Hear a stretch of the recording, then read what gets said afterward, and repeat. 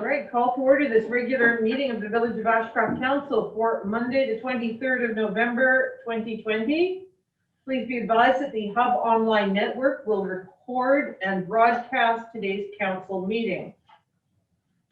Move to adopt the agenda move to add one item to tonight's agenda under new business, and that is the council meeting schedule changes. Councillor Anstett seconds that. Thank you. On the question, all those in favor, opposed, carried. Move to adopt the agenda as amended. Councillor Davenport seconds. Any other changes? Seeing none on the question, all those in favor, opposed, carried. We have the minutes of the regular meeting of council held on Monday. That would be the 9th of November. Do I have a mover and a seconder for those minutes? Moved by Councillor Toohey, seconded by Councillor Anstett. Are there any errors or omissions?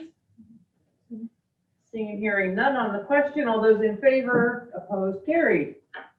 And we have one delegation this evening from Interior Health on the heat alert response. Yes, something. System update. We have Dr. Sue Pollock, Medical Health Officer for Interior Health, and we will be joined by Heather Deegan. So, Dr. Pollock, over to you.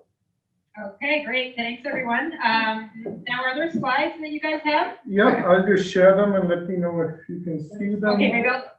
Okay, so maybe I'll just say next slide. Does that work? Yeah, sure. Just a minute. Okay, so we're on the okay. So let me know when they're up. I can't really see, so.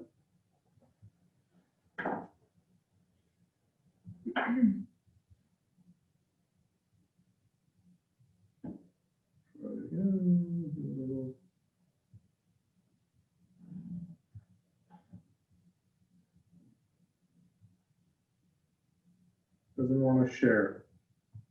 Oh. Okay, give me a second. You'll figure this out. No problem. I think Heather's having some trouble joining. She said Microsoft Teams won't run for her.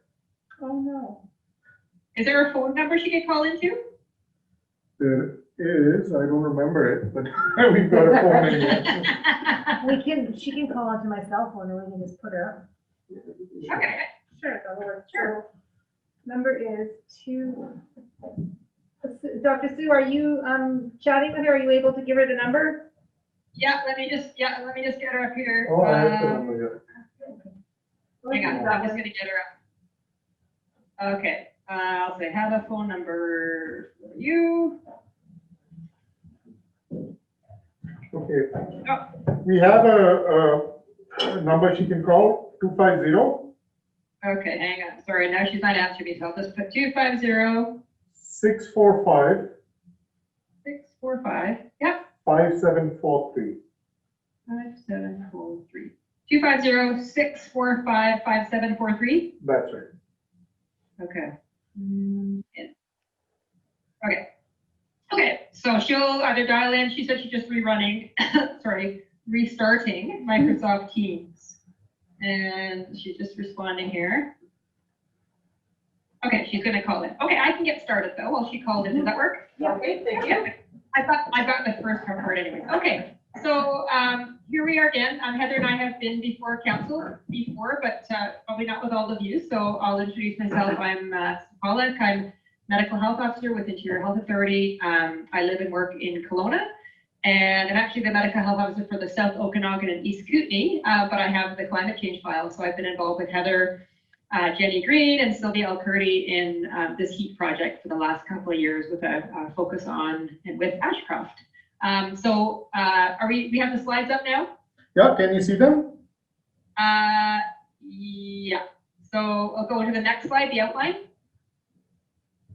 I'll try and maximize it. Let's see whether you can still see it. That's okay. I'm looking on my screen too, just to make it a bit easier. So, okay, so we're going to just talk a little bit briefly about extreme heat within the BC Southern Interior, what that means for us, and then planning and implementation of HARS and its components, and the lessons learned within the context of small communities. Heather says that number is not working. That number does not accept phone calls. 250-645-5743. Yeah, Maybe turn on only allows dialogue. Maybe.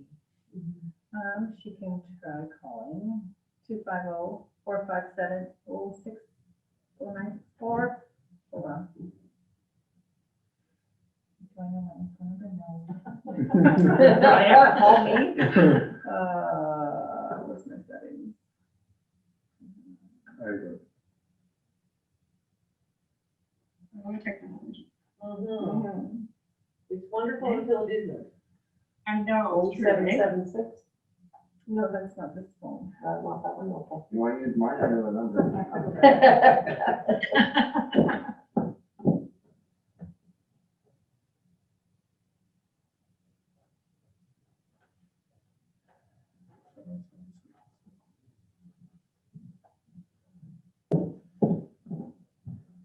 Dr. Sue, are you there? I am, can you hear me? Yeah, can you ask Heather to call 250-457-0776, please? Or 0776. Okay, let's try that. 250-457-0776. Yes. Okay, she's read my text. All right. Thanks, guys. Phone is in Okay, hand. so we'll move on to slide 3. So some quick facts about interior health. So we have a very large part of the province, 215,000 square kilometers. Our population is around 800,000 that we serve, the population we serve as a health authority. We actually have 59 municipalities. There's been a bit of a change. Hello, Heather. With some redistribution. Hi, one This is second. last Just on year. speaker, okay? Okay, Heather, hello, Heather, can you hear us? Hi, Heather here. Yes, I can hear you. Hi, Heather. Okay. Okay, we're getting going, Heather, so it's okay. Well, okay, so we have 10 regional districts. We have 54 First Nations communities that we serve, 16 Métis chartered communities, 16 school districts. And then we have population sizes in our communities ranging from 195 to 125,000, which is Kelowna, an area. So heat. Heat is a preventable illness, completely preventable illness, actually. It's also a leading cause of illness and death from weather-related hazards in Canada. And so this slide shows us some data. So the bar graph that says heat events shows us excess mortality due to heat events from Quebec in 2010, which is the red, from Quebec in 2018, which is green, and then from BC 2009, we had an extreme weather event. So that was the total number of sort of excess deaths we saw. So in BC, we saw 156 excess deaths attributable to heat in 2009, and then another 106 in Quebec and 90 more in Quebec. So quite a lot. That compares to other natural disasters in the country, which is a much smaller proportion. And that's actually looking at things like tornadoes and floods and ice storms and hurricanes, all things we don't, and wildfires, of course, all things we don't want to have happen, but do happen. So heat is a big cause of illness in our communities. So the next slide is the hottest communities in BC. So I guess some of us are fortunate, I guess, if we like heat, to live in the southern interior, but we know the temperatures have been rising as we experience climate change. And our communities in the areas that we serve as a health authorities are no exception. And so the orange lines are all communities that are in the Interior Health Authority, and you can see many of them are in the sort of Thompson Caribou area, so Ashcroft, of course, Kamloops, and Lytton. And then we also have significant heat in the South Okanagan. And then that compares with the hottest communities in the rest of the province, which are the gray lines, which are much lower than what we see in the southern interior. So the next slide is the at-risk populations. So people who are at risk, there's quite a few people who are at risk of heat-related illness. So people are at risk due to increased body temperature. They may not be able to regulate their body temperature, and also because of things like dehydration. So we know that people who work outdoors are at risk, and it's important that workplaces are aware of the risks and ensure that work can be modified during heat waves. Also those who are physically active outdoors. So one of our key messages during heat waves is that people reduce their exercise they do during heat waves. We also know that from some of the data out of Quebec that males living alone are also at risk, and especially those living alone with chronic illness, which probably speaks to social isolation pieces to that. And then young children. So very young children, we know, can't regulate their temperature as well as adults can. Also, they spend more time outdoors. They don't maybe drink fluids or don't remember to drink fluids regularly like adults. And of course, we also have the risk of children who may be left in warmer or hot vehicles. So next slide is the intervention HARS slide. So the HARS is the Heat Alert Response System. And this is a bit of a nice looking diagram that shows us what that HARS system is. So a key component of that is that when we want to develop a heat alert response system, which is really planning for extreme heat in a community, we need to ensure that we have community mobilization and engagement. So really we need to have a coordinating body. We need to go to the community, identify what their needs are, ensure that we recruit and actively engage with stakeholders, and then of course mobilizing the community as there are both individual and collective actions that need to be taken in planning for extreme heat. Then we look at the alert protocol, because that's when we identify weather conditions that can result in increased morbidity or mortality in the region. And then we use that alert protocol to alert stakeholders who can then take actions that are predetermined to protect their health. So here, IH receives the heat alert through the Environment and Climate Change Canada, the federal body, based on some temperature thresholds, and then we can alert others based on that notification. It's important to have a communications plan like Ashcroft has had with HARS. So really raising awareness about the impacts that heat may have on health and providing advice through different either websites or postings in the post office or different ways to get information out to the public. Community response plan. So really that's the actions that individuals and the community will take. So interventions they can take to ensure that they're reaching vulnerable individuals. And then finally, the evaluation plan. So once the community has been through a summer of extreme heat and has used and implemented their HARS system, it's important to know how effective that has been, has it met local priorities, and has it contributed to reduction of any health impacts from heat. And then I'm going to pass it over to Heather for the next slide, which is Pilot Community Ashcroft. Heather is no longer on the phone. She hung up and she's not. She's on here, Oh, I think. perfect. I'm on the team. Yeah. Are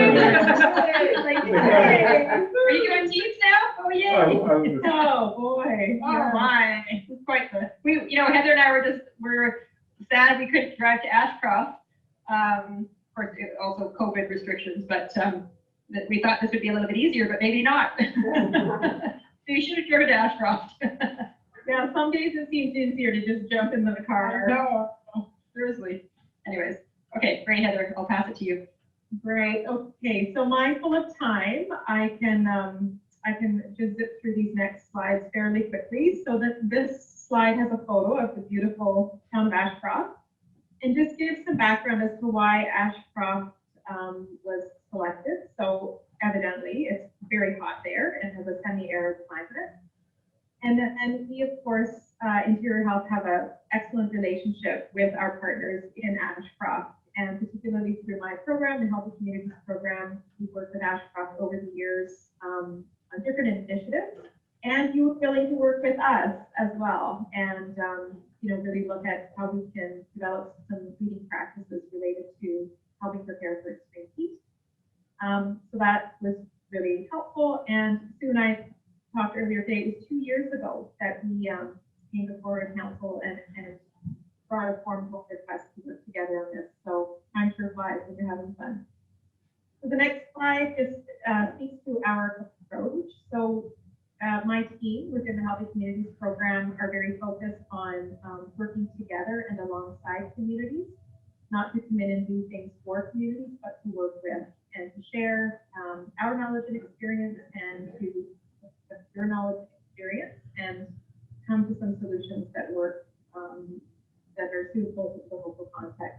So this describes the stakeholder engagement process, and we struck a committee that has local and regional government partners, as well as community members and organizations and First Nations members, the Ashcroft Indian Band.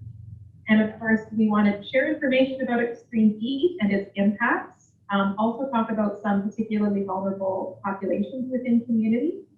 Looking at what currently exists and works really well that we could incorporate or build upon.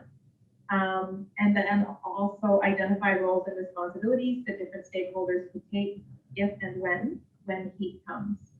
And that approach really brings strength to the work that we do, understanding that each stakeholder may have a contribution to bring, and the collective is more impactful than individual contributions. And so there were engagement sessions, lots of discussion about what was unique about Ashcroft, what all the amazing things that you have going for you, and how we could incorporate those into an approach.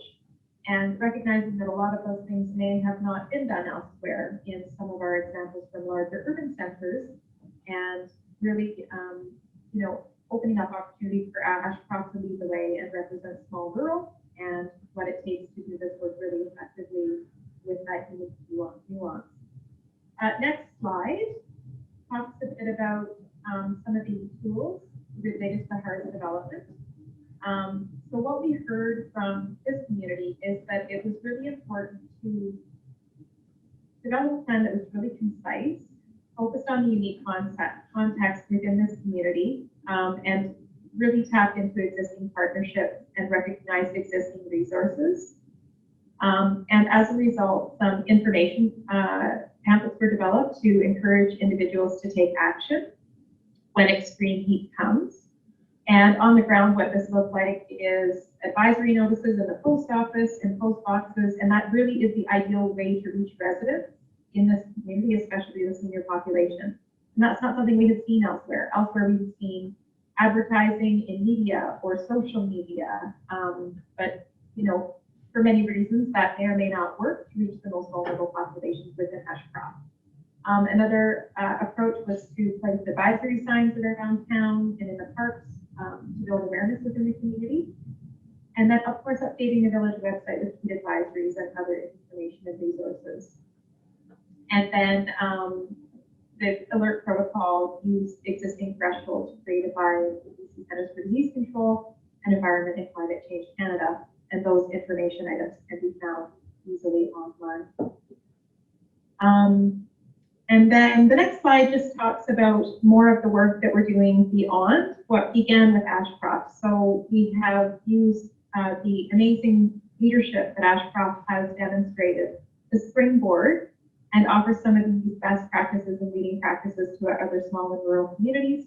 And it was interesting to hear different discussions with our rural and middle communities, not just Ashcroft, but often the ideas are presented like not very sophisticated or not very advanced, and that's not always necessary when we're trying to be really pragmatic and reach vulnerable populations. And some of those approaches that might not appear very sophisticated are actually very meaningful, not only to community members but to other partners that we are linking with and sharing this amazing leading work across the country, in fact, in other provinces. So other small rural communities are benefiting from Ashcroft. So the next slide just talks about some of our lessons learned. So the heat response plan must be simple and use existing resources and tap into systems that work well, are familiar, and just make it as easy as possible for the stakeholders involved. Also, we've understood that communities play an important role to prevent heat-related illness and death through that coordinated planning and coordinated action.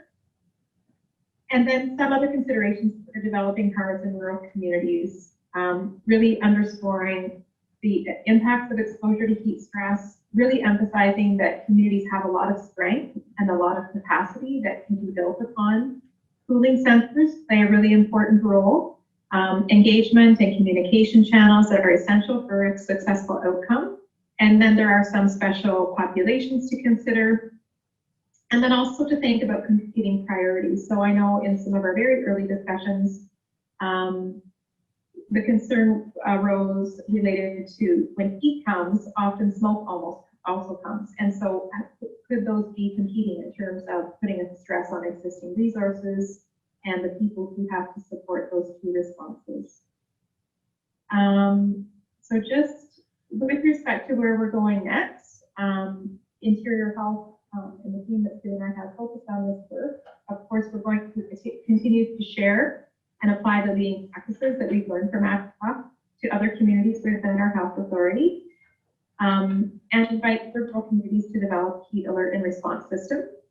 We're also going to continue to educate the public about extreme heat health impacts and also some potential short and long-term adaptation strategies. And then probably the next phase and a concerted effort will be put on stronger engagement with our Aboriginal communities, recognizing that, again, there are some unique considerations within Aboriginal communities, cultural related, and then also that we just have so much to learn from our Aboriginal partners and historical experience and historical context and how that may help us strengthen some of our practices and some of our recommendations related to this work. Sue, do you want to quickly wrap up with acknowledgements? Sure, yes. So we have many people we'd like to acknowledge, but certainly Daniela and Amy have been instrumental in this work, as has Michelle Allen, who of course is a retired CAO and we worked very closely with at the beginning of this project. We also, the funding for this project comes from Health Canada, from the Climate Change and Innovation Bureau. And here locally within IH, Jenny Green, who of course is the community health facilitator for the community of Ashcroft, Sylvia Alcurde, who's a regional epidemiologist. And we also last year had an interim project coordinator who we hired, who came on board and did a lot of this work for us. And then the Shift Collaborative is a group that's been helping with facilitating workshops and the heat and HARS toolkit that we now have available. And then we also have partners at BC Centre for Disease Control, and then with the meteorology group at Environment and Climate Change Canada. And then we just wanted to thank you for having us, and thank you for your patience with the technology. And there's our email address if you want to reach out to us. Thank you. Great, thank you very much. Thank you. Thank you for the presentation. Does anyone have any questions, comments? No, nice to see this come to fruition, and it would be nice to think that other people could learn from our experience with heat. And I know that this summer was a little bit tricky because of COVID-19. A lot of the plans that we had for cooling centers and places that people could go, obviously, we couldn't do that this summer. So that was a wrench in the program, in the project. Anyone else? All right, well, thank you very much for the presentation. Have a good evening. Thanks for your time, and thank you for your ongoing partnership. Thank you very much. Thank you. Take care. Bye. Bye-bye.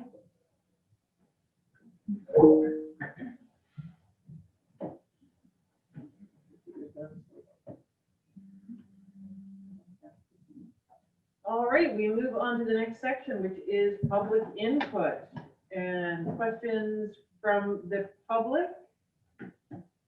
And if anyone does have questions, we would just ask that you come up to the lectern there just to make it easier to pick up your voice for the recording. Questions from the gallery? This was for your last council meeting. I was disappointed that you didn't give the grant and aid to the Food Society. Last election, I specifically asked each one of you, are you in favor of access to the slough, a trail to the slough? And you all said yes. So I was hoping at that meeting you would have put your support behind them. You know, I know it's public land right now, but it's classified as parkland. And I think you need to do everything possible to make it part of the village, but that was all I had to say.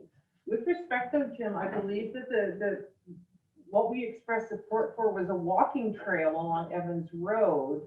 No, I specifically asked for the slough at that time. I have since given up. Once they said there was no access, I'm not pushing for access to the slough personally. Right. I still want to do my path to the port. But at the election, I specifically asked for walking path to the slough. I'm sorry I can't find the video. It was not kept Right, at that time. I'm remembering it as a walking path or a walking trail along Evans Road. I must confess, I do not remember being asked specifically about the Ashcroft slough, but. At that time, that was the hope because they hadn't said what they are now. Anyway, that was just. Okay. but I will be back for my path to the port Okay, at a later date. Thank you. all right. Okay, comment on different parts. I don't have an agenda in front of me, so I'll do the best I can. 3.1, with regards to the minutes of the last meeting, it was reported that in the delegation by Ashcroft Terminal that there were rail crossing accidents of 2,300. And data from February 2019, which I looked up, says that there were only 167 across Canada on both CP&C and main lines, as well as non-main track lines. That there were only 22 rail crossing accidents occurred in BC. So that statistics is fear-mongering, and I really think you should be checking things out before you print them. And the average of all accidents for the last 10 years has been under, just a little bit over 1,000. Lindsay also mentioned to call her should you have any concerns, and I'll ask council to direct staff to contact her and find out about upgrading the rail crossing on Old Caribou Road, which is a safety concern. It remains their responsibility, and still nothing is done about it. It also is council's responsibility to keep on with the cessation of the whistleblowing. You started it, you got to keep on pushing it because it'll just die on the table. 4.1, just the presentation on cars just now. The comment that people are more, that advisories in the post office were the ideal way of getting in contact with people and reaching out to vulnerable populations. I think as well that you should consider these less sophisticated ways instead of all social media and things online, the voyage alert.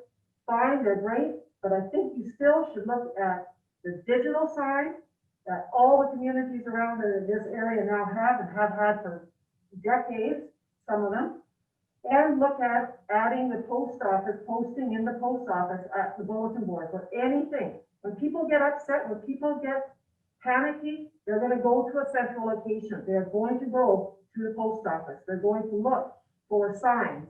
That is what people will just naturally end up doing. 5.1, the subdivision bylaw. I just want to point out that the last subdivision bylaw was adopted 31 years ago, number 480 in 1989, and that the servicing levels found in that bylaw for residential zoning, which would include those two new subdivisions now that they have started or have been initiated, that underground hydro and telephone services were required, sidewalks on one side, and also street lighting. In this new bylaw, you have lots of great standards, but you must consider the ramifications for 30 years that this bylaw may be in place. You are asking that developers do not have underground utilities. 31 years ago, they did. You are asking that street lighting be at the discretion of the developer. 31 years ago, it was required. No, street lighting is required. That's not what it says. If you look at the first paragraph, it says street lighting is not a requirement. It's the very first paragraph in that section. It gives a lot of standards, but it says the street lighting is at the discretion. It doesn't use the word discretion of the developer, but it does say it's not required. CEO Dick? Yes, Your Worship, at our last meeting, when you took it to first and second count reading, that was a typo that we mentioned. That was, we asked our developers to correct it after the committee, the whole presentation earlier today. They told you that those adjustments hadn't been made yet, but those amendments will be coming to the next printing of the bylaw. Okay, thank you. 6.1, the Ashcroft Terminal delegation. According to the delegation form submitted, there was no action required by the village council. There were no requests that were going to be made. The presentation was for information only. So I find it interesting that there are recommendations from staff and a clear bias and support of private-owned business, the inland port, and in contrast, no support for a citizens group, the Ashcroft Sleuth Society, that is volunteers and people that elect you. Also, that the village has already committed significant public funds to a private company, the Inland Port, by erecting a sign at taxpayers' expense, and the sign does not even conform to the new village bylaw. I know it is grandfathered, and I know that you are allowed to keep it up. But I find that the comments about safety are somewhat disingenuous, considering that CP rail runs right through downtown Ashcroft, the busiest part of our town. There is no fencing. You can walk right up to it. People in the back of the CN tracks, some of them don't even have fences. They're within a stone's throw of the tracks. So it's a little bit disingenuous for you to be talking about public safety when those tracks, the main lines, are so much closer than what even they would be had people been able to go down to the slope. I'll also note that Ashcroft Terminal referenced the community working group. The 2 recommendations that were brought forth to the company in September have still not been communicated to the community nor published. 6.2, I think it's highly commendable for a coalition of interested societies and volunteer groups to take on the grant writing application, and I hope that the village will support this collaborative initiative for affordable housing in the town. 6.3, public community forum, that's now changed to November 26th at 7 o'clock, I believe, I'm not sure about that. It is unclear. 6 o'clock, thank you. It is unclear to me how the public is going to access and participate, give you feedback and questions, especially in light of the technology difficulties you already had this evening. So if you could communicate that or determine how that's going to happen so it will be seamless. In the strategic plan, in your strategic plan, you do mention something about, I don't see anything about a housing coordinator, as the affordable housing group has asked you to support them. So I'm hoping that you will add that to your strategic plan, that you will support a housing coordinator as per the delegation and include that in your strategic plan, because I didn't find it anywhere in the strategic plan. The strategic plan was developed before the presentation at the last meeting. Well, hopefully it will be adapted in order to include them if they do proceed with that application. 7.2, the wildfire invasive plant program. There was an email communication, and I'm just confused why it was in the agenda package when it says at the bottom of that communication, dissemination, distribution, duplication of the communication is prohibited. So I don't know what that means. It sounds to me like it shouldn't be available to the public to see that communication. I could be wrong about that. Maybe you got permission to print it. 7.4, IH community newsletter. I'm concerned that the community newsletter now that you have, this one, delivered to residents, it's great, but it's now only bi-monthly, so that surveys and participation opportunities may be out of date by the time the newsletter comes out. For instance, the wildfire smoke survey and a healthy social environment framework webinar will not be able to be advertised to community members in time.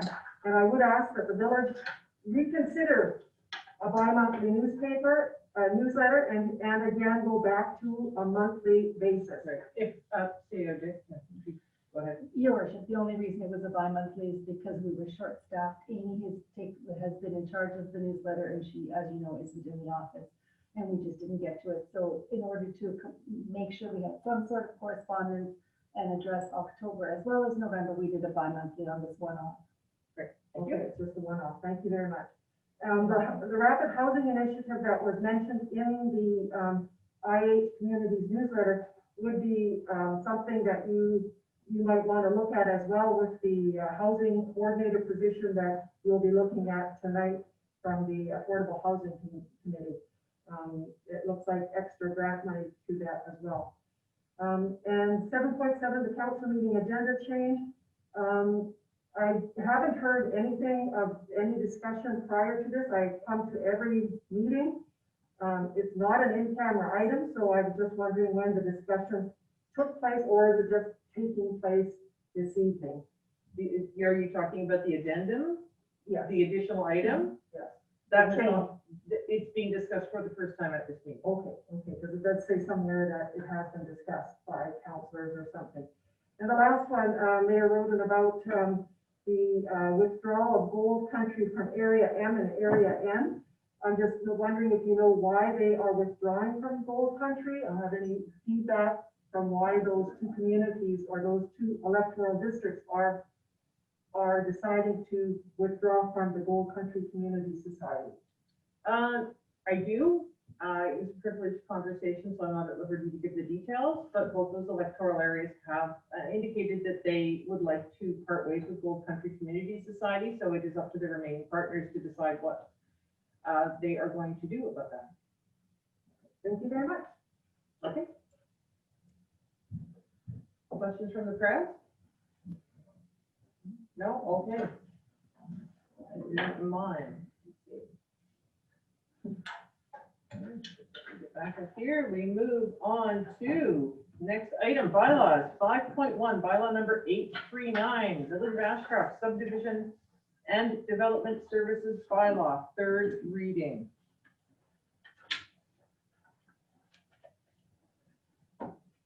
And I will move that bylaw number 839, Village of Ashcroft Subdivision and Development Services bylaw 2020 be given third reading.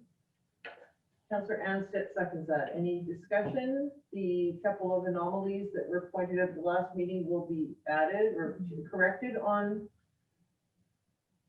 the bylaw. Councillor Dewey. Thank you, Mayor Roden. I just want to mention that at our 6 o'clock meeting, that it was well presented on how the bylaws came about to be and how they work, and that it was the majority of the people on the doing the surveys. We are going by what the people that we asked for the surveys, and we got them back, and they have developed it on what the people of Ashcroft wanted. Well, I think that's important. It's been a very interesting process to watch because it's not something I've ever gone through, and to listen to the explanations for things like why you might prefer underground services to overground, and underground on the one hand are wonderful. I live in a subdivision of Ashcroft that has underground services. When it comes time to put the streetlights up, you've got nothing to put the streetlights on. So now you go to extra expense to build the standalone streetlights such as we have on our street, as opposed to the ones that are attached to poles on other streets in Ashcroft. And I think that the survey did a very good job of making it clear to people that the more you ask a developer to do, as Dylan and Mark pointed out in their presentation tonight, the more likely it is that a developer will look at a community and say, this is going to cost us too much. We will not realistically be able to sell our lots for the money that it costs us to develop them. So I think that the recommendations that came back through the survey, which is that people wanted sidewalks on one side of the road, they wanted parking, but they were fine with above ground services, was a nice compromise. People recognized the need for some things, but other things they felt they could live without if it meant that we would have development here. So, Yep. and then we had more than 100 surveys returned, which is a very good rate of return for a community of our size. So yeah, that was a good representative sample of the population of Ashcroft. Any other comments? No? All right, on the question then, which is to give bylaw number 839 third reading. All those in favor? Opposed? Carried. We move on to staff reports. Item 6.1, Ashcroft Terminal. This is regarding the delegation, because of course we do not deal with anything brought up at a delegation at that meeting unless it is an extraordinary circumstance. So council has a couple of recommendations in front of them. Councilor Dewey. Thank you, Mayor Roden. I would like to go with the staff recommendation of option number 1, that council support public safety in the village boundary, provide clear and consistent in regards to illegal trespassing, explore avenues to provide safe recreational opportunities. Thank you very much. I see Councillor Ansted's hand first to second that and open to discussion.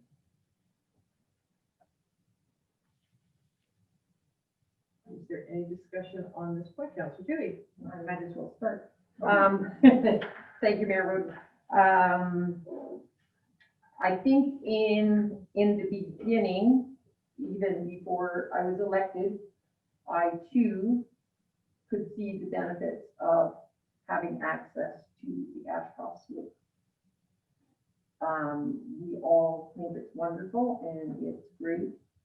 And after much discussion with all of us, we are trying to come up with alternatives to safe things that we can do within our community, therefore going on with our trail master plan, which I think is really important for the community.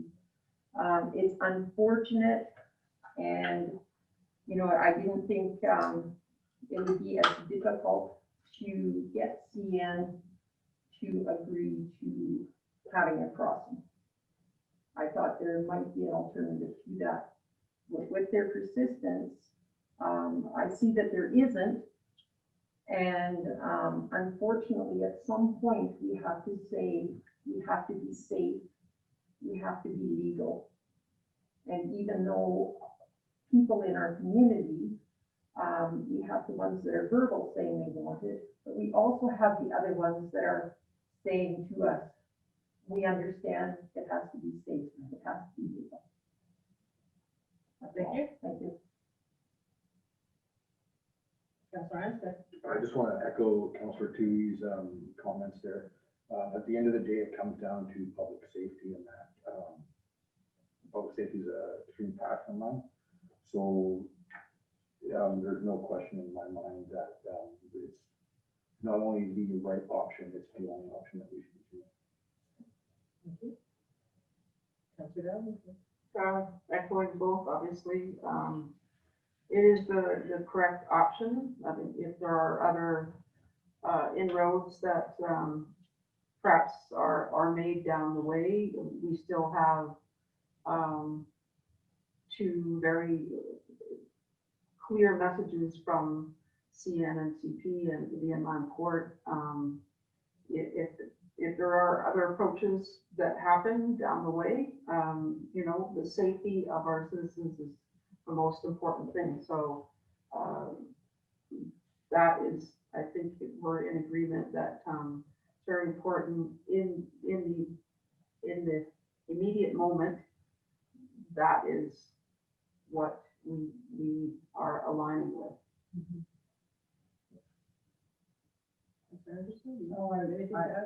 Exactly what they said. All right, thank you. Safety is the primary concern.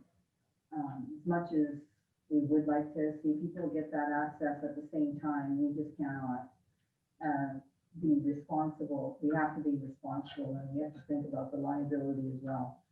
And the cost to the village is something that's strict. And so this is unfortunately, it's unfortunate, but this is the only choice that we have. We need to keep the lines of communication open with CN on a number of fronts, which I know that staff are doing on a number of fronts with different concerns that we have with CN. Excuse me. I think that if we can keep a dialogue going with CN about these various things, perhaps in the fullness of time, when the build out is complete of the Ashcroft terminal and the dust has quite literally settled, we might have an opportunity then to revisit the subject. At the moment, it is a building site. I understand that it is dangerous. I can understand why neither CN nor the Ashcroft terminal want people walking about unescorted, unsupervised on that property, because it is extremely dangerous. And as everyone here has mentioned, safety has to be number one. We've already had one person die down there. No one wants a repeat of that. I think that the best course for this council is to continue with staff to keep working with CN and see if we can come up to a mutually acceptable agreement at some point. Not as soon as some people would like, but that might be an option, and I'd like to think we could keep that option, or the possibility of that option, open for the future. Anything else you would like to add? Seeing no hands up, I will call the question. All those in favor? Opposed? Carried. We move on to 6.2, which is the Affordable Housing Project Delegation from our last meeting. And we have a recommendation from council regarding that delegation. And I would like to recommend that council endorse a grant application submission to NDIT under the Community Planning for Housing Stream, and further, that council commits $7,000 as the village portion to the Housing Needs Collaboration Project. And further, that we appoint one council member and one member of staff to sit on the Housing Committee. Councillor Anstead is seconding that motion. Thank you. Do I have any discussion? I'm sorry, it's such an unwieldy omnibus motion. Any discussion? The more I read this, more times I read this, the more happy I am about it, because it does build so beautifully on the housing needs survey that we had done. And I am a firm believer in not having studies done and then having them sit on a shelf and gather cobwebs. So I love the fact that this is taking that very concrete housing needs survey that we have back and immediately moving on with it to the next stage. It is a huge project. I've talked to Judy Hampton and Clinton many times over the years about the Clinton seniors housing. So it is a long journey, but this is a good first step. And I think getting all the stakeholders together to look at our housing needs from all sorts of different angles is going to benefit the community. Okay. Any other, Councillor Davenport? As pointed out earlier this evening about this being something perhaps to put in the strategic plan of the position available or put forth. What is that something that we have to make an additional motion on later down the road? I don't think so, because this would not be a council initiative. So, correct, am I correct? Yes. So this is not a council initiative. This is being led by another organization. We would be a part of it, but it is not a council or village-led thing. Your Worship, we can add it as, in our wish list items as a collaboration, under collaboration, but it shouldn't be a priority, separate priority for us. Thank you. Councillor Bobella? Your worship, I'll set aside the budget for it. Thank Make you. it work out. That So was now a easy. little bit more rejigging before we come back. Thank you very much. Any other comments on this? No? On the sign hand go up there, Councillor Tui? No, I didn't. Also, all right, on the question, all those in favor? Opposed? Carried. For information, we have the strategic plan information beginning on page 227 of your agenda.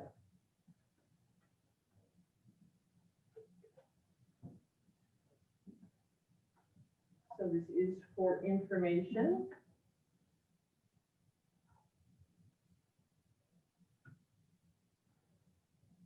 So receive and file. I will make that motion. Councillor Anderson, thank you. Councillor Tui. Thank you, Mayor Roden. I just want to thank everyone involved with putting this together. What a wonderful presentation. So easy for us to understand. And hopefully the public will have a look at that and see the amount of work that's gone into that. You know, the amount of things that we are thinking of, the amount of things that are in action, that are actually happening in the village. I think staff definitely needs to be commended for the hard work they did on this. Yes, thank you. It is, it's fantastic having all this information in one place. I think it gives a good scope of not only the things that we're doing, but the things we would like to do and the things we plan to do. And it also, I think, shows the nice balance between the things that we have to provide, the water, the sewer, all the unsexy things, really, but that are so vital, and then also the things that we want to provide that are the extras. And I am particularly happy to see the Trails Master Plan make it on here. And also the assessment of the Heritage Park and looking at that, because that is a gem. I've heard so many people describe it as an oasis. If you look through the comment book at the visitor center, so many people use desert or oasis, gem. And I think we need to do everything we can to continue to make that the centerpiece of Ashcroft, the heart of Ashcroft. And it was a bit scary to realize it's 20 years old, because I remember when it was a gravel lot. Councilor Davenport. Well, one more comment about how I'm hoping that folks will be appreciative and note what we are about to accomplish for our next year is the community garden, which thanking Mayor Roden for putting that in your suggestion box of wants and needs, and it was definitely one of the things that when we were doing our kind of like things to be elected, that was on one of my main goals, was to achieve that, and I'm very happy about that, and I really hope that people in our community get involved with it and get excited about it. So hopefully COVID will be done by then, and we can all participate in that process of providing quality food locally in our downtown core. I've been bringing up the community garden since 2016, so persistence does pay off. You keep mentioning it enough. So no, I like just tying so many things together down in that area. Yeah. And community garden, people are looking more and more to food security. Yeah. I know the Clinton one has been tremendously successful. They've just kept building on it year after year.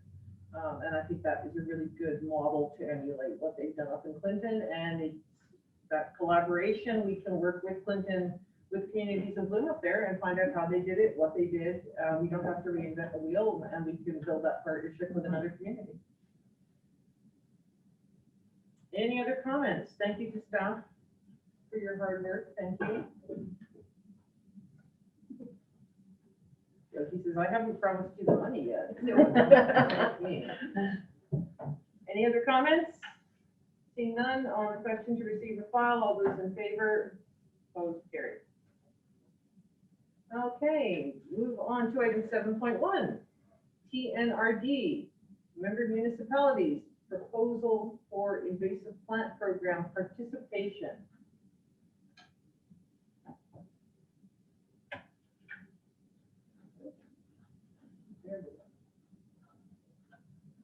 And I would like to move that we invite Jamie Vieira, whose title is, I believe, the Direct Manager of Environmental Health Services, to come to a future council meeting or address us by Zoom to talk more about this and take questions about the program. Councilor Anderson seconds that. Thank you. Any discussion? Any questions? I'm on the Thompson Nickel Invasive Plant Management Committee, so I've sat through 2 presentations about this. So I can answer your questions. What does that look like? Yes, I've learned way more about invasive species than I ever wanted to. But no, it is an increasingly urgent topic around the committee table and throughout the TNRD. 2017 saw a lot of disturbance, a lot of fire breaks built, which everyone was great, fire breaks. But that just provides a wonderful, wonderful way for invasive plants to get a foothold. They love that kind of terrain. Another nice thing that the TNRD does is the Good Neighbors program, which is where if you have one person who's spraying, the TNRD can go in and spray adjacent to that, because weeds don't know fence line. Councilor Davenport, no? All right, any further discussion? Councilor Toohey? Thank you, Mayor Roden. I think that it also will help with our fire supply that we have like the plants that are around, they need to be gone because they're good fuel for fire. And I think that this will definitely help that as well. And I mean, I'll note here in between sort of the one and the other, which are very closely related to each other pertaining to invasive plants as they do, and the TNRD offering assistance to municipalities, generally in the first case and specifically Ashcroft in the second, is that any discussions we have with the TNRD about coming here to offer these services would have to be done in conjunction with the union. So that's just a consideration that everyone is very cognizant of. So any further discussion on item 7.1, invasive plant program? On the question then, all those in favor, opposed, carried. Item 7.2, Elephant Hill Wild Plant Program. And that is the suggestion that they might be able to work with us in the summer of next year to provide partial funding for some mechanical, so not using chemicals, mechanical treatment of invasive species. So I would like to move that we discuss with the TNRD the possibility of benefiting from this program next year. Councillor Anderson seconds that. Thank you. Any discussion on this one? They were very successful in Clinton this past summer. I believe 32 private property owners, residents in Clinton, took advantage of the fact that the TNRD paid for, funded someone to go up and do mechanical work. So if you were a homeowner and you had an invasive species or something you thought was one, you could contact them and they would come onto your property and deal with the whatever it was. Without the use of chemicals. So yeah, 32 is the number of residents. Councillor Anderson. Just a question, it says here that they did some of that in Boston Flats over the last couple of years. So do we know what the outcome of that was? Was that successful as well? I gather it is successful, but one of the things about invasive plants I've learned is that often it takes treatments over subsequent years to thoroughly eradicate or deal with something. In some cases you can eradicate it, but you have to try and maintain it. So, any other comments on this? On the question then, all those in favor, opposed, carried. We have some information correspondence, which I move that we receive and file. Second by Councillor Toohey. Any discussion on any of the individual items? Seeing none on the question, all those in favor, opposed, carried. Next item, the task manager.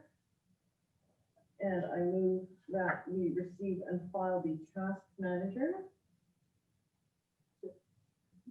Councillor Davenport, thank you. Any discussion on the task manager and the task? No? Okay, on the question, all those in favor? Opposed, carried.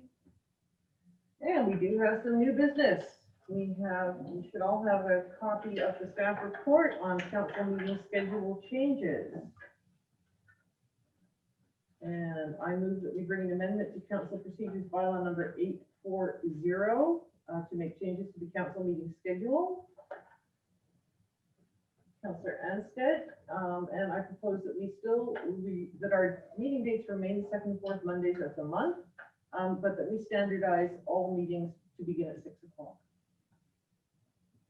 And the reasons behind this is Cache Creek has moved to change their meetings to the first and third Mondays of the month and standardize their meeting times at 6 o'clock. Of course, up until now, both meetings councils have met on the same night, hence the staggering of the times. With them moving to the first and third, if we stay on the second and fourth, then there's no need to continually stagger the times and we can standardize them at 6 o'clock. Okay. So any discussion on that? Councillor Toohey? Thank you, Mayor. Just a question. So if we have a committee as a whole, it would start at 6 o'clock, but if there were no delegates for that meeting, we would continue and just have our regular council meeting at 6 then? Yes. Okay. Well, it standardizes, it saves that, it's tonight's the 4:30 or the 7. Yes. Especially in winter time, it means the 7 o'clock meeting starts that hour earlier, which is nice for people to get home. I don't know why I looked at CAO diff when I said that. But, and it's just to standardize the 6 o'clock. It also means that we can talk to the Hub Online Network about live streaming meetings as opposed to recording them and then having them uploaded a day or so later. Because they're, as is pointed out in the report, they cannot live stream both sets of council meetings on the same night. Particularly as it stands now with us having state committee the whole at 6. It's just impossible. And live streaming is the way more and more councils are moving. Even small ones are now moving towards the live streaming option.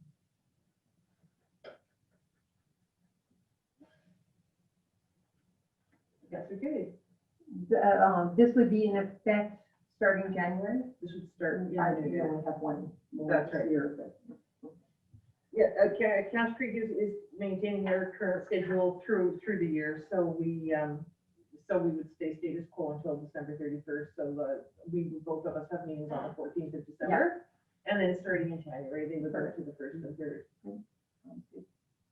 And even with staff holidays, that's not going to mean that we ever overlap. Any further discussion? On the question then, all those in favor, opposed, carried. And the final item, it looks like, is my report. Oh, yes, we have my report, and there is a motion contained in my report. You read it. And it is regarding the Gold Country Community Society, areas M and N. The electoral area directors have decided to withdraw from Gold Country Community Society. This council has at a previous meeting voted to allow them to leave. That would leave 7 remaining entities from within the TNRD supporting Gold Country, including areas M and N. 6 of the 9 need to agree to let them go. Discussions with my fellow directors are that everyone is willing to let them go because making them stay would just not be to anyone's benefit. And the discussion with my fellow directors is that areas E, I, and J are all going to increase their funding by the requisite amount. The village of Lytton is pretty sure they're going to, Clinton has to discuss it, Cache Creek has already voted to increase. So one of the caveats that we have asked for is that there be more accountability with Gold Country Community Society reporting to the TNRD directors who fund them. So I would like to move that recommendation. Do I have a seconder for it? Councillor Tui, thank you. And the other reason I should mention is that we have to officially sign off because this funding and participation is mandated by a TNRD bylaw. So that bylaw needs to be amended, and they need to have written authorization from everyone involved in order to be able to move ahead with that. Any discussion, questions? Councillor Tui. Thank you. Can Yogi get that into his budget? River, make sure he can do Your that. worship, any resolutions, I do adjust the budget accordingly. We'll have to see what has to happen, but yeah, I'm aware it costs the additional cost. Thank you, Councillor Tui. The other thing is, this is for 2021. When is their AGM? Did they just have it? Their AGM, that is a really good question. No, we haven't had it in the last little while. It'll be coming up. Okay. Because I'm sure there'd be other discussions about the runnings and operations. We have had a couple of meetings, although there's one in my report on the 13th, which is closed, so I can't talk about it. So there have been meetings ongoing with the board of directors from Gold Country Community Society regarding this situation. Yeah. Thank you.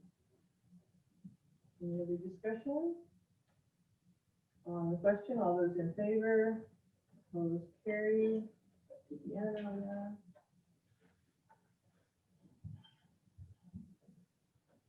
Any other questions about my report? Councillor Anderson? Just wanted to ask you where you were going with one line here on page 287, right at the top, COVID-19 update. The last, point you got, the mental health piece needs to be addressed when it comes to COVID-19, especially as we, That's.